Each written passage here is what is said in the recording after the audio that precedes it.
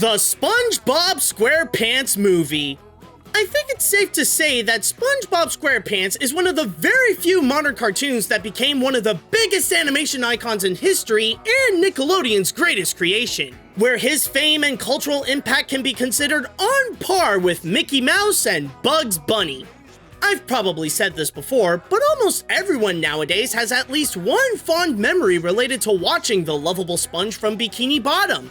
Even back when I was a kid, when he started dominating TV with his first few seasons, I used to be a major SpongeBob fan. But considering how much of a phenomenon the show became, even back in its early days, a SpongeBob movie was unavoidable. So much so that not even creator Steven Hillenburg himself could resist after trying for a while to say no to the idea. It was originally meant to be the grand finale of the series, like after SpongeBob's biggest adventure, the show would be completely over. But of course, that did not happen. So now that we're diving deep to explore SpongeBob's first big screen adventure to save Bikini Bottom, will we find that this movie is as much of a treasure as Neptune's crown, or does it actually tumble around like a goofy goober? Let's find out. The story. Well, one thing's for certain, the stakes were never higher at Bikini Bottom than this. SpongeBob and Patrick has to get the missing crown of King Neptune, save Mr. Krabs from being executed, and stop Plankton from taking over the entire town. You gotta give the filmmakers credit. They took advantage of going beyond what they usually do for their regular episodes and really make things big for their feature film. Like, give a legitimate excuse as to why this story belongs on the big screen rather than just telling it on television. Okay, at least it's off to a good start with that, but what about the story itself? Was it at least told well? Honestly, I would say more so than many other animated films of its kind. For anyone who has seen the feature, it's pretty obvious that this is the kind that does not take itself seriously at all. It's highly self-aware how dumb it is, and it completely embraces it from beginning to end.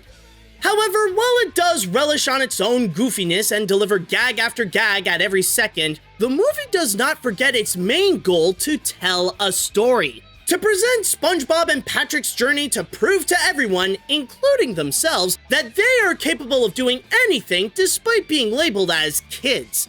It's actually quite rare to see an animated comedy do something like this, especially in recent years. You see, the problem with animated comedies nowadays is that they always try to sacrifice their quality of storytelling in favor of gaining their quantity of humor, which often backfires because it results in the film to have a bland and boring story with comedy that's at best hit and miss. With SpongeBob, however, it doesn't take out anything, holding on to both the storytelling and the comedy to present its adventure. It's like if a goofball is telling a story, where they stay focused on what they want to do while the way they're explaining it is always silly and gives out a good laugh, rather if they do so intentionally or not. Be back here with my crown in exactly 10 days. He can do it in 9, 8, 7, 6, Patrick! 6 it is then. And the best part is, it leaves more than enough room to supply other elements like delivering some surprisingly effective action and some heart with the well-executed message of believing in yourself and staying true to who you are. Oh, and there is one more thing that it succeeds well than most other films based on TV shows. The movie is actually very welcoming to people not familiar to SpongeBob SquarePants. Right at the beginning, it quickly sets up the show's signature tone, present who some of the characters are, and explain all that's happening in Bikini Bottom. It's like if the movie tells its audience, here's who they are, here's what's happening, and here's how we're gonna do it. You're cool with that? Good, then let's do this. It may seem like it was made by a bunch of goofy kids, but rather intentional or not, these kids ended up telling an amazing story better than any adult can. The animation. As SpongeBob made the jump to the big screen, he upgraded the story to bring his audience into an incredible journey they've never experienced before. In terms of the animation, well, sorta? Okay, here's the thing. As it is based on an animated series, it's no surprise that it doesn't have top hand-drawn quality like if it was made by Disney. The animation is still limited that displays some of that TV quality. What it does to top the series at the time is playing a lot more with the characters' expressions, often for comedic effect, and nowadays can be considered meme-worthy.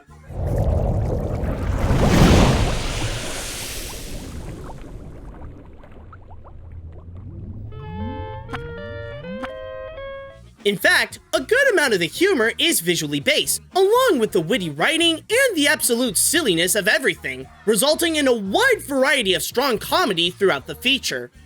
However, despite the limited nature, the movie does make the most out of the materials it was given. While it balances limited animation with more expressive poses and faces, it also takes advantage of the lighting and colors to set up a strong mood, especially when there's a presence of danger.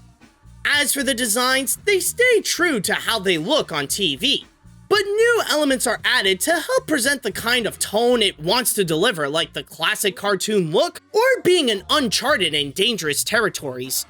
The backgrounds also function in a similar effect, with plenty of details to bring the environments to life to let them visually explain the scenario that's going on. But one of the more unique elements of the visuals is in the third act when SpongeBob and Patrick enter in the world of live action. Of course, it's impossible to imagine how these flat 2D characters can blend seamlessly in a real environment, which in this case, they don't. But that's part of the fun! With all the unexpected twists and turns the boys get themselves into, seeing them interact in a live action setting oddly makes sense in the SpongeBob world, which presents new scenarios where they find themselves in a human gift shop or literally fighting on the back of David Hasselhoff. Plus, the way the animated characters interact with the humans actually look great. It can seem absurd, sure, but the live actors do look like they are holding cartoon sea creatures. While the visual quality may stick closer to how it is on television, at least the animation does try to elevate itself, even if it is just a little bit. The characters. For their theatrical debut, many of the Bikini Bottom residents have returned to be a part of one of SpongeBob's biggest adventures. However, only a selected few ended up having a significant role in the feature. Everyone else, like Mrs. Puff and Sandy, all have their roles reduced to extras. Even Squidward's part is particularly minor, despite contributing a little bit to progress the plot. On the other hand, the characters that are involved in the movie carry a lot of the charm and even some of the heart of the film, where it may act entirely silly, but it knows how to make the viewers emotionally invested with what they are going through. So who would be the ones driving the movie with the paddy wagon? Well, of course, the picture stars SpongeBob, an optimistic and fun-loving sponge, and his good friend Patrick, a dim-witted sea star who is SpongeBob's biggest supporter. As they agree to take the task to rescue Neptune's crown, the two experience a somewhat coming-of-age journey to discover what they are capable of. Everybody's been calling them kids, which restricts them from certain opportunities like a manager position, but to save the people they love, they're ready to prove that regardless of who they are, their willingness and perseverance can still achieve greatness and even what's often considered to be impossible. In fact, one of the biggest reasons why SpongeBob accepted this mission is to save his boss, Mr. Krabs, the money-loving head of the Krusty Krab, who's now been accused of stealing the crown and have it be found in the Forbidden Shell City. But of course, we know it's not his fault. That would be the main antagonist of the feature, Plankton. He's the kind of villain that loves how evil he is, displaying a delightfully over-the-top nature, and the more his Plan Z goes into effect, the more of a threat he can actually be. But with every movie based on a TV show, new characters join the journey to either help SpongeBob and Patrick or to take them down. There's King Neptune, the powerful yet self-conscious ruler of the seas that highly values his crown as it helps covers his, thinning hairline. Oh, Your Highness, I'm sure it's not that noticeable. Bald! My eyes! To balance his tyrannical nature, his daughter Mindy is the kind-hearted princess that wants to help the boys succeed on their journey, aiding them along the way. And then there's Dennis, a cold-hearted hitman hired by Plankton to kill the main characters, and in every scene he's in, He presents how he is the toughest fish in the sea that no one should mess with. By fully presenting their unique personalities and really playing with the scenarios they got themselves into, the movie highly succeeds in delivering what audiences would want the most from a SpongeBob movie. Let the characters be themselves and let them take over the feature.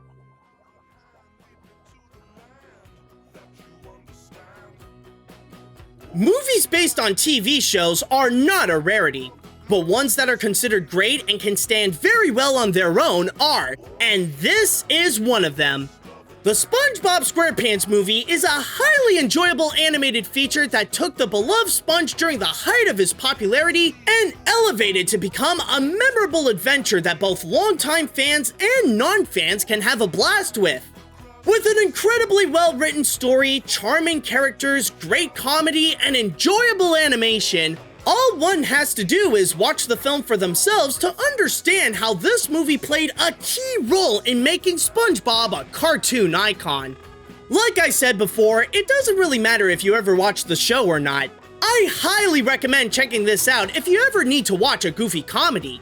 Maybe this film might not be for everyone, but if you're ever in the mood for something that doesn't take itself seriously and just need a good dose of silliness, then this is the movie for you. Now with their film, they can do anything. Get the crown, save the town, and earn the AniMat's seal of approval.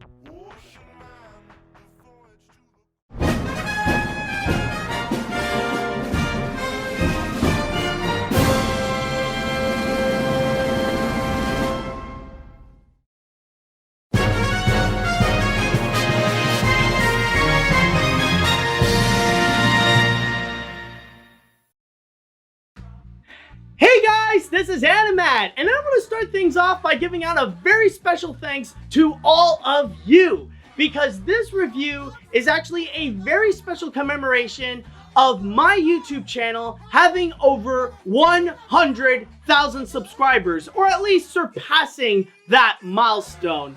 And this is a way of giving you guys a very special thanks for it, to go and review the most requested animated film that I have been asked to go and review for AniMat's Classic Reviews. But it was not an easy decision to go and actually do this, because what I have done in order to go and figure out what would be the movie to go and review for this very special occasion is that I did go out and create a poll where fans can go and vote what would be the film I should review for this very special milestone among the 10 most requested animated films for me to go and review. And I've had a whole bunch of them, like Cats Don't Dance, 8 Crazy Nights, Recess School's Out, and so much more.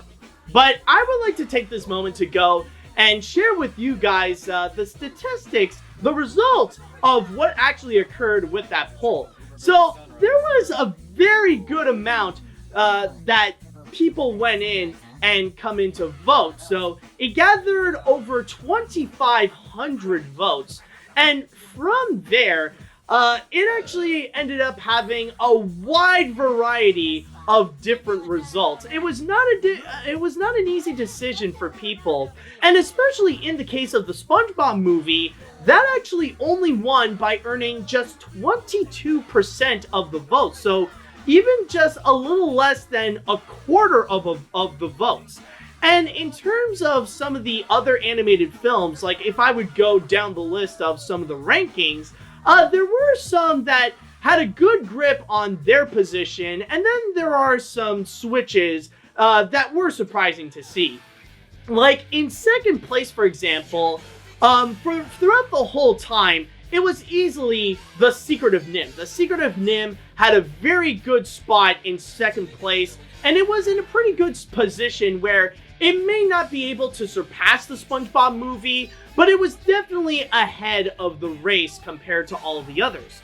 And then in terms of third place, that's where things really got interesting, because for a while during the votes, there was a moment when Wallace and Gromit Curse of the Were-Rabbit had a good position in third place, but then suddenly, as more votes accumulated, it suddenly ended up getting runner-up, like in 4th place, to go and make room for Hoodwinked, where that one suddenly ended up becoming the new 3rd place position.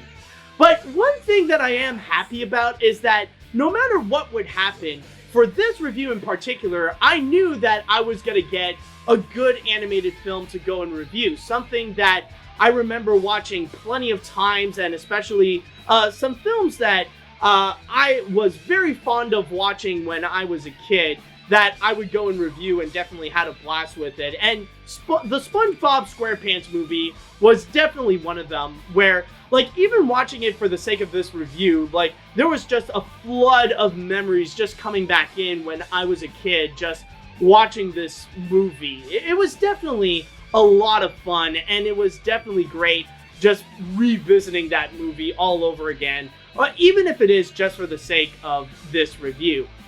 So with all that said, though, now it is done with all that, and now we can go back to business by getting back into a Patreon request. And this time it is going to be from Daniel Vasquez.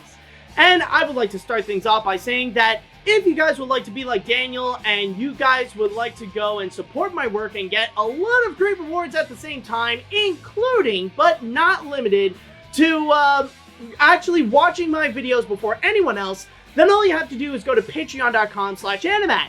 But at the same time, if you guys would like to go and suggest an animated film you would like me to review and I would put onto the animation hat, then all you have to do is go to patreon.com no, not patreon.com, sorry. Just write me an email at animatsreviews@gmail.com. There we go. Now I fixed everything up. So with that said, what is it that Daniel went and asked me to go and review? Well, apparently, Daniel wants to go and bring me back. Not just to my childhood, but he wants to really bring me back millions upon millions of years ago. We're going to be going back to the Stone Age, to the prehistoric age, and especially the age of the love monkey.